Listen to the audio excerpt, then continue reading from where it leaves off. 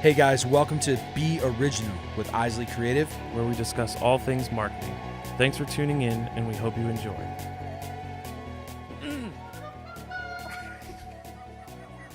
We're leaving that in. We are so leaving that in. All right, what's up, everybody? It's OJ, And I'm Christian. and we are the Be Original podcast. We're super excited that you're here today to hang out with us. If you haven't done so already, make sure you like, comment, share, all that good stuff on the links below on whatever platform you're on. And be sure to share this right now, this live thing that we're doing. Mm-hmm. Super excited. Today we're going to talk about the sales funnel that we've been covering the last 6 weeks. Yep. And we are in week 7. We're going to kind of recap this and show you some really cool stuff. So I'm excited about it. Let's get into it. Today, it's really cool because today we're going to spend some time. Christian did some homework and is going to show us some really cool advertising content, right? Yeah. From some bigger brands, and just kind of show you guys exactly what we're talking about when it comes to the type of content that you're creating. Mm-hmm. So let's dig right into this. So awareness was the first one, obviously. Quick recap on awareness. Awareness, the point of awareness is to get your brand out there. It might sound obvious, but it's not necessarily obvious. You got to build that foundation first and let people know who you are. Yikes. Knocking stuff over. You forgot your person. I forgot my guy, Isaac. The guy. He's on the desk. So awareness is kind of like that first stage. It's the one we talked about where people don't necessarily want or He's in the Karate Kid pose. I like it. It's that really tough sell, right? So specifically for our clients, we've seen that it's really hard. It's a really tough sell for us to sell on awareness because there's not necessarily a tangible outcome It's a numbers and impressions game. Right. It's really about building that foundation we talk about. Yeah. All right, cool. So we're going to watch an awareness commercial.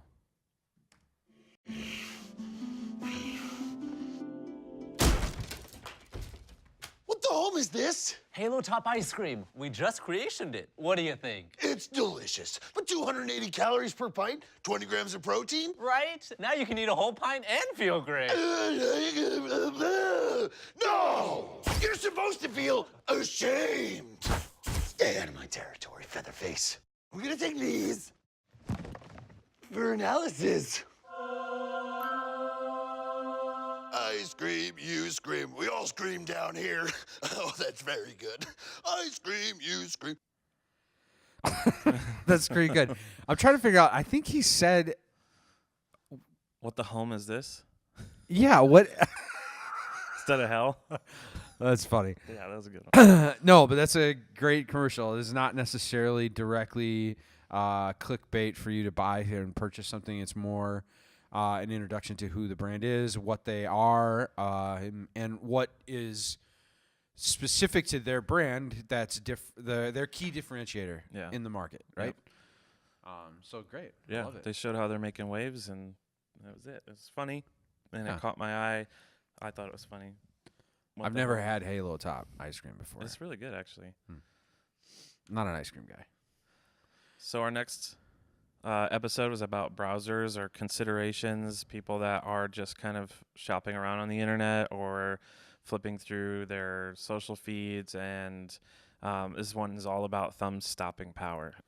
So Yeah, it's engaging content that keeps people, it intrigues people is probably a better way of yeah, saying it. this one's more about the type of content you're using. So we've talked about videos being super impactful versus still images and different things like that. Obviously, this is your first glance. Like the first glance at this ad will always be the thing that matters. And so This is where people can get really creative too. Yeah. Like the more creative, the better. You're forcing somebody to be like, what is this? What am I looking at? Or whatever. Yeah, so this is a good one to use like GIFs, and one of the examples here is we use Pepsi, who makes Sierra Mist, and they chose to use a cinematograph instead of a still image. So when I hit play here, you'll see that this is actually what shows when you're thumbing through your feed. So it's just a silly thing with the can to make it catch your eye. There's not a ton of video. Everything's frozen around it. Cinemagraphs or something kind of got pretty big. And so they did a lot of A/B testing with this one, still image versus Cinemagraph. And you can see that they had a 75% increase on their click-through rate, which is huge, getting people to click on it. That's the thumb-stopping power right there. And then 51 times increased engagement, which is also amazing. Give people liking, sharing, commenting, things like that. Mm-hmm. Yeah, absolutely. So it really brought the brand out there as far as catching people's eyes. Yeah, and for those of you guys that are out there that don't have any idea what a cinemagraph is, because I don't necessarily know exactly what that is either, but I do know that there are tools and apps that you can download on your phone that allow you to do kind of cool stuff like this. It's actually called Cinemagraph. It's an app called Cinemagraph. Nice. There you and go. it just takes still images, and you can move a certain part of it, or select what part of it you're moving, and yeah, it's pretty cool. So we're moving on down browsers. Now we're talking about conversion, which is the most, probably the most ideal one for most business owners. They want to see that conversion. So we're taking, the clients from a Facebook page to a purchase page of some sort, and and giving them the opportunity to buy your product, right? Yep. And what that looks like.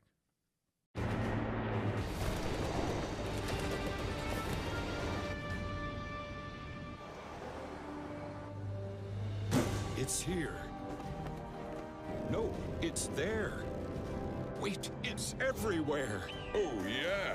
Denny's online ordering is here. Get whatever you want, whenever you want. And now, for the first time in the history of history, you can have Denny's wherever you want. That's right. The world is your diner. Order at Denny's.com. You know what I was thinking is when I'm watching this video, I can't remember the last time I was at a Denny's. Yeah, I don't know. I kind of feel like the home run breakfast was like $1.99 back in the day or something Probably. like that, and it was really good. It was probably horrible, but it was $1.99. Yeah. Well, with this ad, the reason why I put this one in there is because it's a really simple way. I think sometimes we can overcomplicate a call to action. Yeah. So you think the whole video has to be a call to action, but really the call to action is just at the end when it says go online, click to order, blah, blah, blah. They're saying click to order, and they used something that was going to grab people's attention, like freaking Denny's on wheels and, things like that. Falling out of the sky. Yeah, so it was interesting, it was unique, and they called you to action at the end. And So if it's not already a known fact that Denny's is pretty much in every city in the U.S., now you can have it anywhere by using their app. So really, it was a conversion for their app specifically. So I'm assuming that within that ad, you could click the app button and it take you to the app store, download the app, and there you go. Yep, you're done. So it's a perfect example of a call to action, and I mean they used a lot of different avenues. This actually could meet a lot of different needs in what we've talked about. So obviously awareness of a new service that they're offering. Yeah. And then your thumb stopping power at the same time. Like if that video starts playing and you see a huge plane dropping Denny's parachutes out of it, like it's funny enough to click on it. And then they cut it into multiple ads. They have one that is just like the bikers, one that's just the eagle or bird or whatever it was that brought Denny's to the guys on the building the skyscraper and things like that. So it's just a perfect example of a multi-use thing there. Sweet. All right, conversion. Now we're talking about retention, which is the biggest part of all of this and probably one of the more difficult ones along with the awareness one is now that we've had them as a client, how are we keeping them as a client? Yeah. And what kind of content is engaging enough to do that? Yep. So. Well, it always starts with, like we've said, it always starts with giving them value even after they've purchased. So this is a good example of giving value. Discover card. Hi, I'm just looking at my account and I've got all this extra cash back. Yep, that's your cashback match. Only Discover will automatically match all the cashback new card members earn at the end of their first year. You matched everything I earned this year? Yeah. Woo! More money, more money! Ah! It's all very exciting. I'm gonna spread the news. Spread it wide. It's cashback match, people! You know that. You all work here. New card members get a $1 for $1 match at the end of their first year, only from Discover. Yeah, I love that. Those Discover cards commercials are really funny. There's Yeah. the one where the guy's like psyching himself up about no fees. Yeah. I thought that was one. Yeah, they're funny because it is. People are actually get surprised with cash back and things like that. Like you think that there's something behind it and whatever, but the value that these credit card companies are giving you and giving you cash back is still, it's nice. They don't have to do that, right? Sure. So the whole point of it is to retain customers. Well, technically they should do it because they take a lot of money. Yeah, Anyway. sure. No, exactly. It's one of those things where it's, keeping people, outside of, like, for instance, the credit card company giving you cash back is their retention, like internal retention program. Now what they're introducing this piece of content as saying like, hey, you're already a client of ours. Did you know that you have this accessible? But it also, in the same respect, is generating new clients because maybe they're coming from other credit card companies to go to Discover. Yep. Because of that. Yep. Sweet. That was retention. So the next one's advocacy. And this is an added one, I feel like. It's not necessarily directly tied to your sales funnel. It's just more, for a long time they talked about it's it's cool to be able to have something that you care about and you're passionate about. And as business owners, as entrepreneurs, whatever, big organizations, small organizations, there's always that personal touch behind the actual brand. Yeah. And I feel like more and more, and we know this from, it's been like this for a long time, especially with this generation, is that the why is way more valuable to people than just the what or the widget or whatever it is. So this gives you that opportunity. Yes. Is basically what I was trying to get. Yeah, and then some companies are birthed out of advocacy. Absolutely. So like this next example is a company that was made intentionally for this purpose. Yeah. To help someone, it doesn't have to be a big gesture.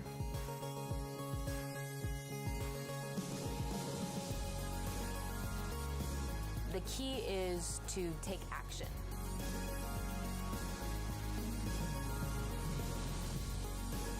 It's about always walking with a purpose.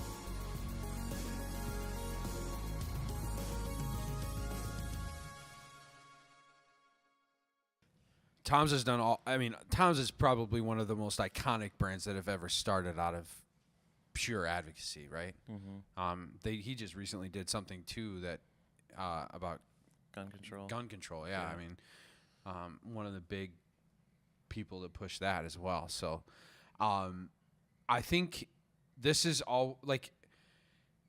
This isn't necessarily made for everybody, though. Would you say that? Yeah. Like, we don't have us as a company don't necessarily have that. I think we unintentionally do, just because we work with so many with several non-for-profits in a very specific space, which deals with youth. But I think that's kind of cool and kids.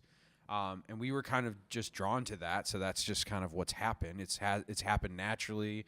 We haven't really done any hard work when it comes to trying to develop this advocacy part of Isley per se. But yeah, I think our advocacy actually is more for creatives. Honestly, I think the initial part of our company was how do we get creative people into the jobs that they feel fulfilled by. And I think that for us, I mean, it's not an advocacy like to the world, but we know people that would make adventure-based videos like in amazing ways, and they would love to just do that, and we'd love to put them there. So, but yeah, it's a form of advocacy, but we don't use that in our marketing. That's not something I think the masses would care about, but creatives definitely would. But that's the different market. So yeah. So kind of a rundown here. We covered everything that we've covered in the last 6 weeks has been basically covered with a specific commercial or piece of content, right? And we talked about awareness, browsers, conversions, retention, and advocacy. Really good season. Yeah. So next week, we're going to go live we're going to do a live Q&A. So if you guys have questions, we've gotten several comments and questions and feedbacks from the last 6 weeks of stuff that we've been doing. So it's really cool to be able to see you guys' feedback. But we're going to go ahead and answer all those questions live. And I'm really excited. It'll be a lot of fun. It's going to be different. Yep. Different kind of format. So anyways, like, comment, share, all that good stuff on whatever platform you're on. If you're on Instagram, if you're on Facebook, LinkedIn, YouTube, Vimeo, all of them. Make sure you do that. iTunes, Anchor, Google Play. Hey, Isaac, what's the Microsoft, or not Microsoft, the PC version of podcasts? Everything good. I'm just kidding. Anyways, all right, we're so excited. Thank you so much for watching and listening. We love you guys, and we will see you next week. Bye. Peace. Thanks again for checking out The Original with Isley Creative. You're the reason we do this, so be on the lookout for more tips and advice on your marketing strategy.